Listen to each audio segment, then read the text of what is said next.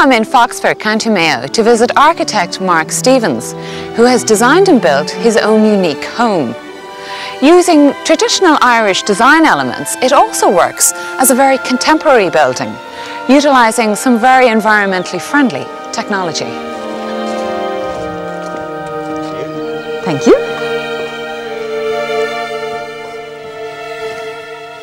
So this is the main entrance into the entire house. This is, yeah. This is the central pivoting part that's the hallway to the house that links through to one of the rooms here, for example, the living and dining area.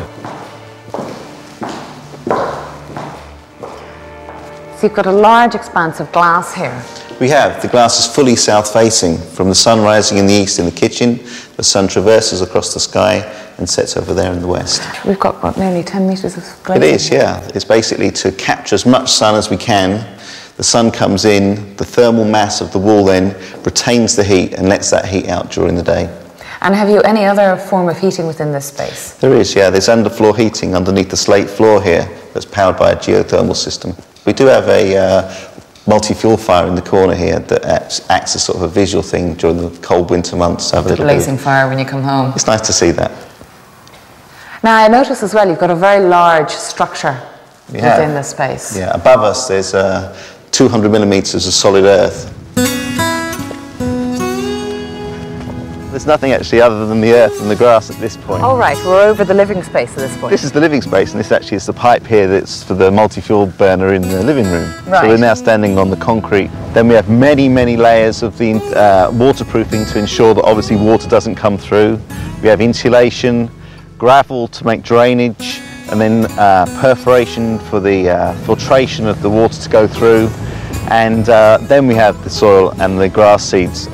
Now tell me a bit about the design of the house, because you've used a couple of the old Irish traditional ideas, particularly from the Longhouse. That's right. The traditional rural architecture in this area would be very simple forms, and we tried to replicate those simple forms. We have the two-storey stone granary section. We also have the concrete barges, which are traditional in this area as well, with the roof swooping down onto the grass roof. But overall, trying to keep the forms very simple and locking the building into the landscape. So Mark, this is the master bedroom, is it? This is our master bedroom, yes, Angie. And you've light coming in all through the day? We do, yeah. The sun rises in the east here, goes south. We have an opening here looking down into the hallway facing west. Why have you got the master bedroom opening down into the hallway? It's basically to link the spaces together. I quite like the idea of linking spaces sort of vertically as well as horizontally. So we can look through from here down to the front door to see who's coming in the morning, for example. And you've also got a colour change, which from where I'm standing I can now see it change throughout the house. It seems to start with reds here. What was the theory behind that? Well, the theory of red is that it's a traditional colour in rural Ireland. So we have red for the kitchen and for the windows on the south face. Yeah. And we can see here we have red beams that continues that theme. And as we go through the house towards the north, we have more cooler colours, especially for the boys' room, for the blue for the beams and for the colour coding. So that's their territory down there? Definitely.